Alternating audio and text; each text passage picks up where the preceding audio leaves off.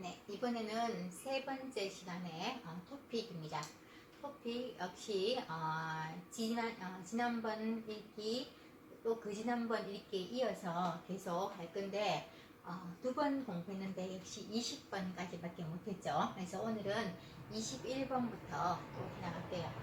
하루에 10개씩 풀기도 조금 힘든 것 같아요. 시간 되는 데까지 또 자세하게 공부해 보도록 하겠습니다.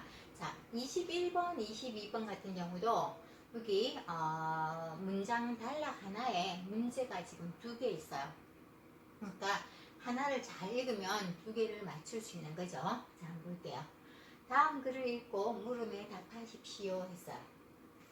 최근 한 할아버지가 거리를 청소하면서 모은 돈 100여만 원을 장학금으로 내놓았다. 거리 막 청소하고 박스 줍고 해서 모은 돈 100만 원 정도, 100여만 원을 장학금으로 내놓았대요. 자, 여기 무슨 속담이 나와요. 이라고 지난 5년 동안 바닥에 버려진 10원짜리 동전을 하나하나씩 주워 모은 것이다.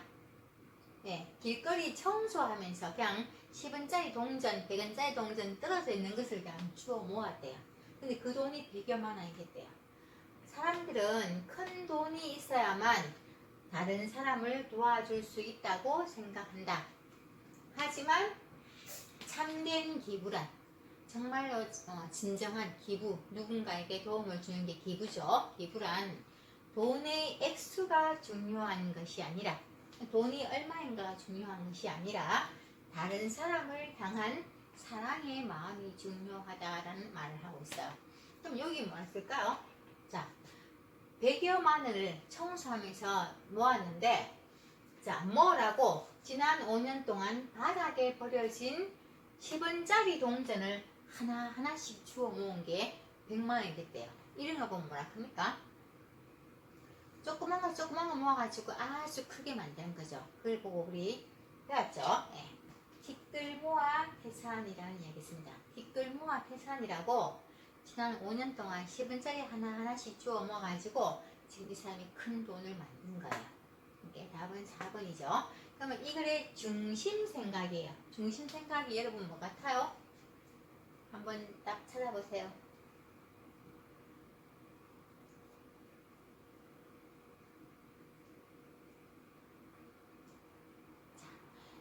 여기서 말하는 거는 그 할아버지가 돈을 많이 모았다는 게 중요한 게 아니죠. 여기서 말하는 답은 참된 기부는, 정말로 누군가를 도와주는 기부는 자신보다 남을 먼저 생각해야 한다라는 그런 말. 참된 기부란 돈의 액수가 중요한 게 아니라 다른 사람을 향한 사랑의 마음이 중요하다 했죠. 보통 이렇게 나올 때는 문장에 중심 생각은 대부분 마지막에 좀 이렇게 나오는 게 많아요. 여기서도 마찬가지로 여기 참된 기부란 하고 쭉 나왔으니까 아마 이 사람이 하고 싶은 중심 생각은 3번인 것 같아요. 그래서 다른 사람을 생각하는 그런 마음이 정말 기부하는 마음이다. 그걸 보여주는 거겠죠. 그래서 답은 3번이 되겠습니다. 자, 이렇게 했어요. 다음 23번, 4번도 한번 볼게요.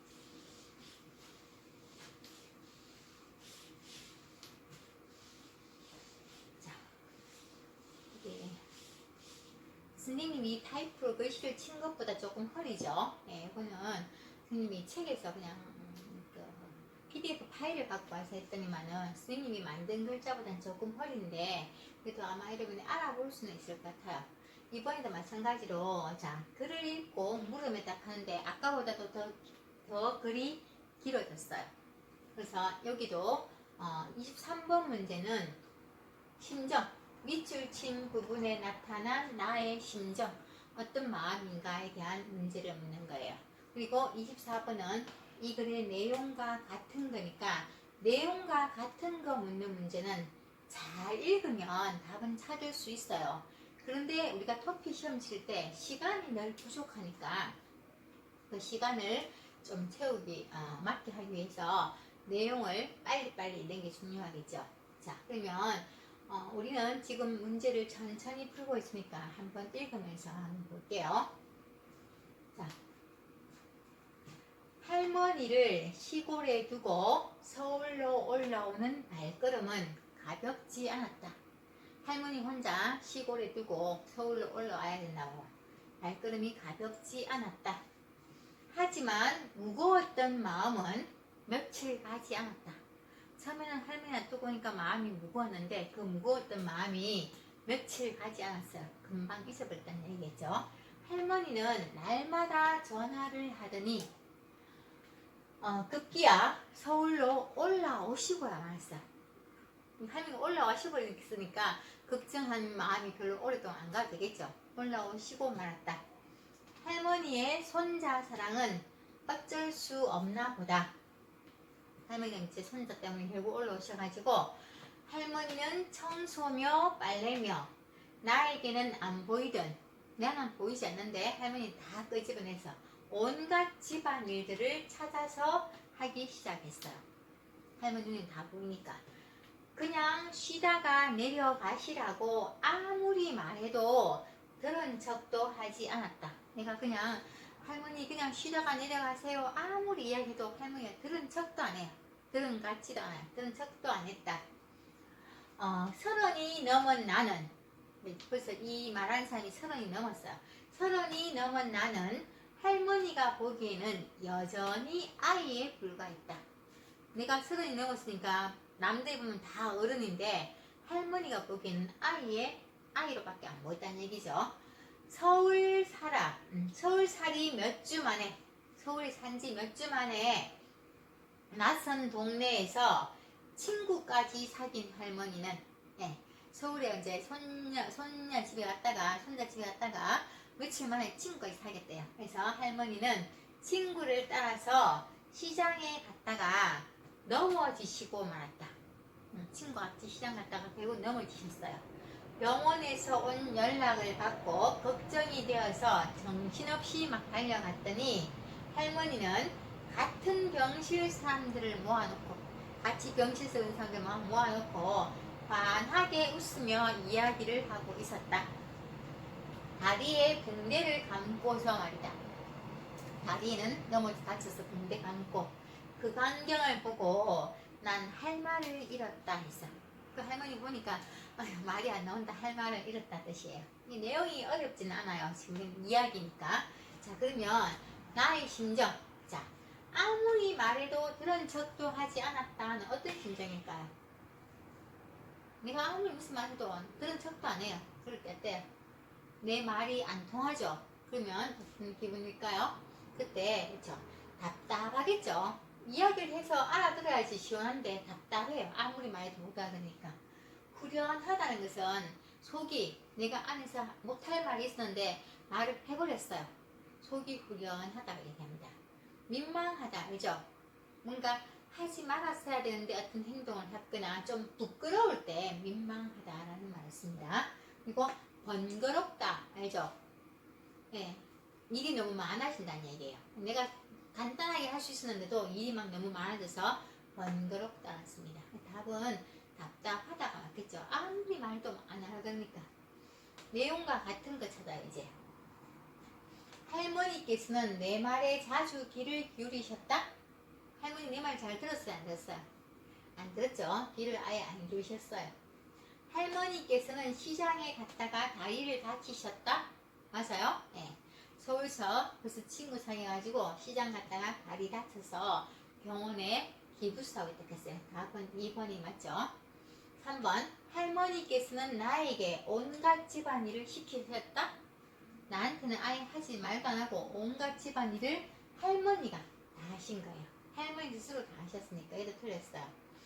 할머니께서는 친구를 만나려고 서울에 올라오셨다? 아니고 손자가 걱정되고 보고 싶으니까 서울에 올라오신 거죠. 친구는 서울 와서 그냥 알게 된 친구가 있어서 같이 시장에 가신 거죠. 그래서 답은 2번이에요.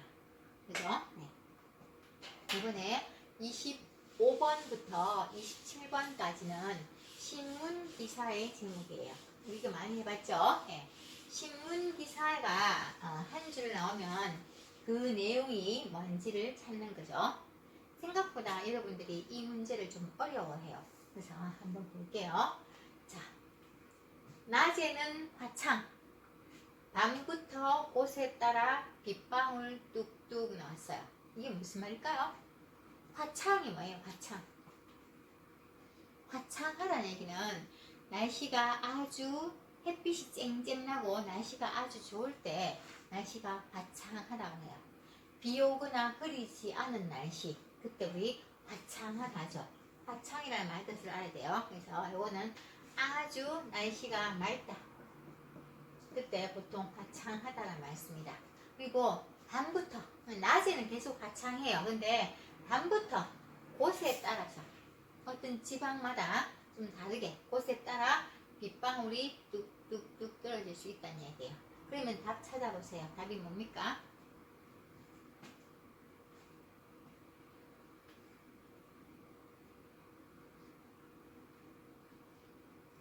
네, 답 찾았습니까? 네, 답은 3번이겠죠. 3번. 자, 보세요. 낮에는 맑겠으나 낮에는 화창했어요. 근데 밤부터 전국에 아니고 곳에 따라기 때문에 전국에 안 돼요. 곳에 따라. 그래서 일부 지역에는 이 말이에요. 어느 곳에 따라서 일부 지역에는 비가 오겠다. 이게 맞겠죠. 네. 전국에는 곳에 따라 때문에 안 되는 말이에요. 그래서 3번이 제일 좋아요. 낮에는 흐리고 틀렸죠. 다 틀렸어요. 이거는 전국에 때문에 또 잘못된 거죠. 그래서 답은 3번이 맞습니다. 그 다음에 26번도 볼게요. 자, 여러분이 일단 답을 한번 찾아볼게요.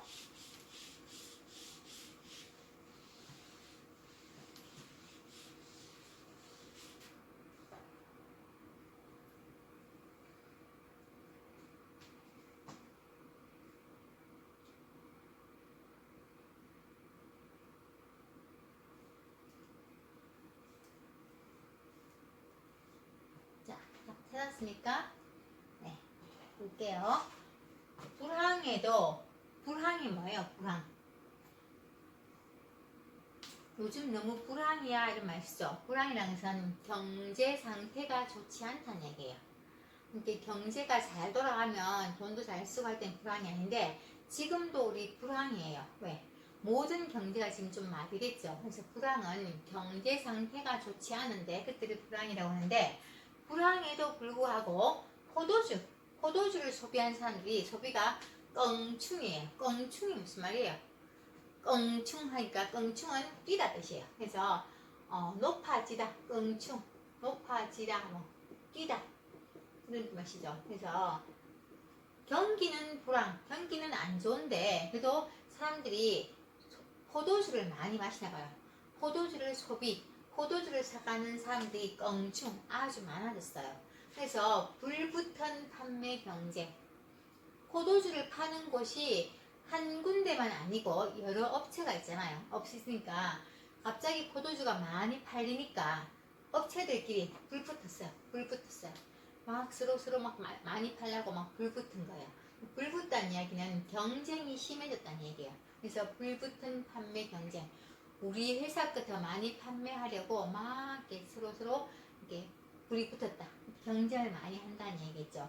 이렇게 되는 문장을 찾아야 돼요. 답은 찾았습니까?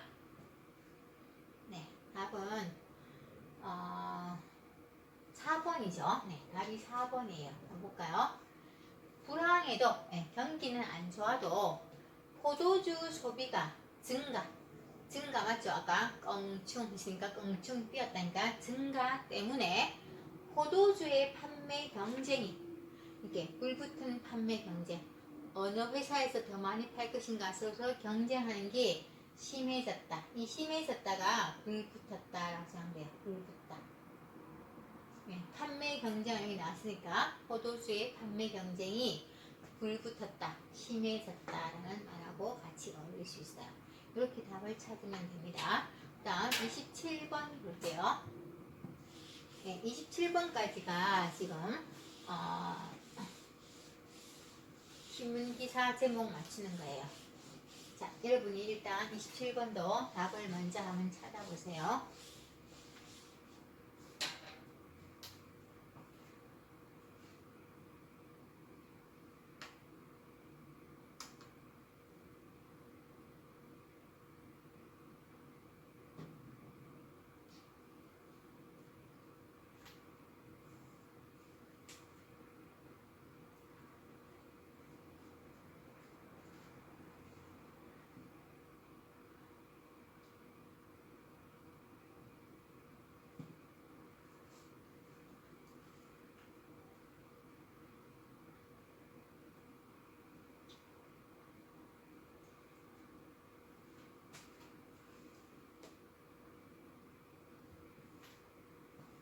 27번은 마을 어르신들이 지킴이 역할 톡톡이 주민 얼굴에 웃음 가득 이렇게 나와 있네요.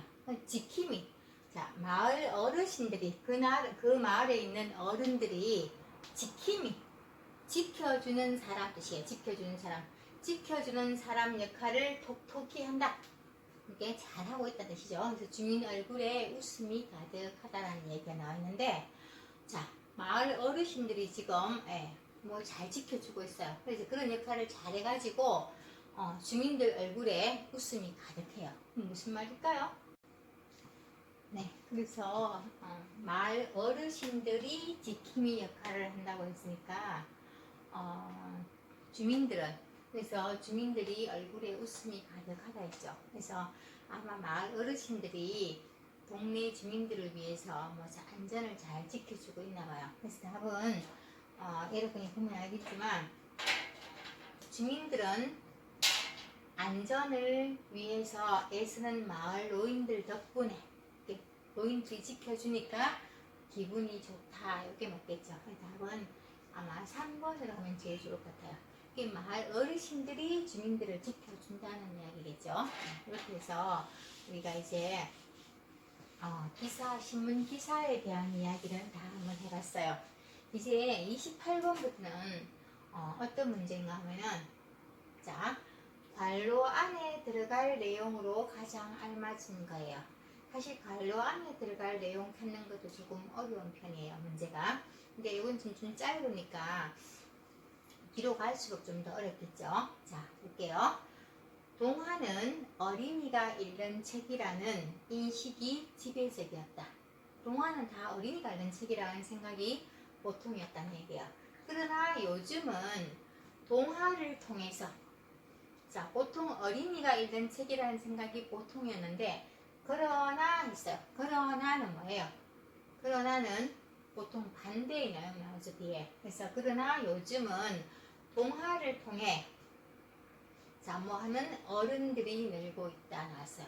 동화를 통해서 뭐 하는 어른들이 늘고 있어요. 동화 속 이야기는 지난 기억과 소중한 것들을 다시 일깨워서 어른들을 동심의 세계, 그러니까 아이들의 마음 같은 그런 세계로 인도한다. 이는 나이가 많든 적든, 가난하든 부유하든 누구나 공감할 수 있는 이야기가 동화 속에 존재하기 때문에 가능하다 했어요. 자, 여기 어떤 게 더 좋을까요? 동화는 보통 어린 아이가 읽는 책이라는 생각이 많았지만 요즘은 생각이 달라졌다 했죠. 그래서 어떤 어른들이, 자, 1번은 아이들을 교육하려는 어른들이고 2번은 어린 시절을 되돌아보려는 어른들, 아니면 가족 사랑을 확인해 보려는 어른들, 아이들을 위한 글을 써오려는 어른들, 이게 어느 게 맞을까요? 네, 어른들도 동화 속 이야기를 통해서 지난 기억과 소중한 것들을 다시 일깨운다는 느낌이 든것 같죠. 그래서 본인들이 동심, 아이들의 세계로 돌아가고 싶다는 이야기니까 아마 이 답은 2번이 좋겠죠. 맞아요.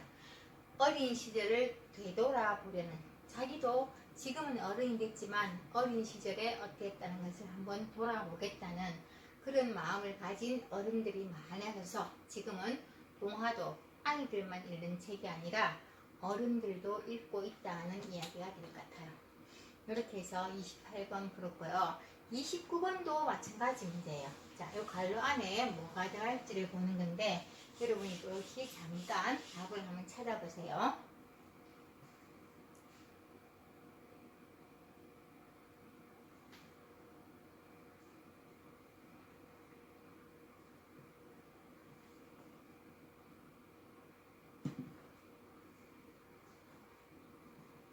자, 답 찾았으니까 같이 한번 볼게요. 29번. 훌륭한 예술가는 작품 활동을 하다가 벽에 부딪히면, 우리 벽에 부딪히다 지난번에 어휘할 때 배웠죠. 관용할 때 배웠는데 벽에 부딪히다니까 더 이상 어떤 일을 할 수 없다는 얘기예요. 가야 되는데 벽이 딱 막아 있어요. 벽에 부딪혔어요. 그러니까 어떤 작품 활동을 하다가 벽에 부딪히면 돌파구를 찾아낸다. 어딘가 여기 벽이 있지만 다른 곳으로 찾아갈 수 있는 돌파구를 찾아낸다. 화가들에게 뭐는 독이라기보다는 약이었다. 자, 화가들에게 그렇게 벽에 부딪혔는데 다른 돌파구를 찾아내는 거니까 오히려 그게 독이 아니고 약이 됐다는 이야기예요. 손이 떨려서 그릴 수 없었던 한 화가는 그림 그리는데 손이 막 떨리면 그림 못 그리죠. 이게 손이 떨려서 그림을 그릴 수 없었던 한 화가는 종이를 막 잘라서 물감을 칠해가지고 붙이는 방법으로 새로운 작품 세계를 열었어요. 화가가 꼭 그림을 그리는 것만 하는 건 아니라는 얘기죠. 그래서 그림을 못 그리겠으니까 종이를 막 찢어가지고 물감을 칠해갖고 붙이는 방법으로 지금 새로운 세계를 열었다는 얘기죠. 또 가난해서 그림 재료를 살 수 없었던 어떤 화가는, 사실 화가는 돈이 많이 드는 직업이에요. 물감도 비싸고 종이도 비싸고 다 비싸니까. 그래서 그림 재료 살 수 없었던 한 화가는 담배 포장지 보면 언박지 나와요. 거기에다가 스케치를 했대요. 이런 예술 작품을 통해서 자신만의 예술 세계를 구축하였다 했어요. 우리나라의 유명한 화가인 이중섭이라는 화가가 담배 껍질에다가 그림 그려가지고 유명한 사람이 됐어요. 그런 이야기를 하고 있는데 그럼 여기 뭐가 정하면 될까요? 벽에 부딪히면 돌파구를 찾아낸다. 화가들에게 뭐는 독이 아니고 약이 된다 했어요. 뭐는. 자, 1번 보세요. 재료의 부족과 호기심은, 경제적 빈곤과 예술성은, 아니면 신체적 장애와 열악한 환경은, 예술의 한계와 정신적 고통은 난데, 여기 지금 두 가지 예가 나와 있죠. 두 가지 예가 뭐예요? 한 사람은 손이 떨려서 그림을 못 그린다 했어요. 손이 떨린다는 것은 신체적으로 어떤 장애가 왔다는 이야기예요. 그리고 또 가난한 환경, 돈이 없어서 그림 재료를 살 수 없는 가난한 환경이니까 열악한 환경이에요. 열악하다는 이야기가 좀 좋지 않은, 악한, 상태가 좋지 않은 그런 뜻이니까 답은 아마 3번으로 해야지 아마 이 답을 맞출 수 있을 거예요. 그래서 여러 가지 호기심 같은 건 나오지 않았고, 재료의 부족은 나오긴 나왔지만 신체적 장애가 지금 없어요. 경제적 빈곤도 나오긴 나왔지만 예술성이라는 건 아니었죠. 그래서 둘 다 안 좋은 거예요. 이런 것들이 오히려 독이 안 되고 약이 된다는 이야기를 해야 되니까 답은 그 다음에 나오는 내용하고 맞는 걸 찾으면 3번이 좋을 것 같아요. 그죠? 네. 이렇게 답을 찾으면 됩니다. 이제 오늘 마지막 문제로 이 문제를 풀게요. 30번까지 해서 계속 10개씩 지금 문제를 풀어가고 있는데 이거 한번 볼게요. 28, 29, 30은 지금 다 같은 문제예요. 완료 안에 뭘 쓰는가에 대한 문제니까. 자, 볼게요. 지우개는 다른 문구류와 오래 닿으면 그것에 달라붙는 성질이 있다. 지우개를 보면 거기는 다른 지우개랑 만약에 연필을 같이 놔두면 나중에 연필이 지우개에 달라붙어요. 그런 성질이 있다. 지우개를 만들 때 넣는 특수한 물질 때문이다. 지우개 만들 때 그 안에 넣는 어떤 물질 때문에 그런 현상이 일어난다는 얘기죠. 지우개의 재료인 고무에 약품을 넣으면, 지우개 만들 때 고무로 만들거든요. 근데 그 고무에다가 약품을 넣으면 고무 분자들이 결합하게 된다. 그런데 고무에 넣은 약품은 플라스틱에 들어가면, 고무에 넣은 그 약품이 만약에 플라스틱에 들어가면 뭐 한다 그랬어요. 이 때문에 지우개와 플라스틱 문구류를 함께 두면 잘 붙는다 했어요. 자, 고무에 넣은 약품이 플라스틱에 들어가면 어떤 현상이 일으켜요? 이 때문에 지우개가 플라스틱 문구류를 함께 두면 잘 붙는다 했어요. 그럼 여기에 어떤 내용이 들어가면 좋을까요?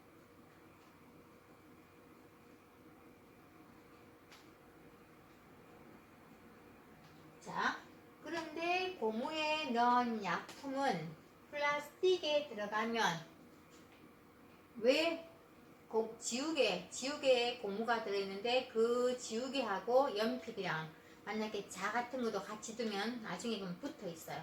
그 붙어 있는 이유가 뭘까요? 그 약품이 고무에 넣은 약품이 플라스틱에 들어가면 붙게 하는 거죠.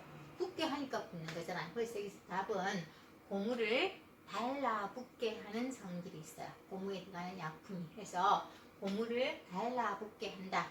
이 때문에 지우개를 플라스틱 뭉구리와 함께 두면 잘 붙게 되는 거예요.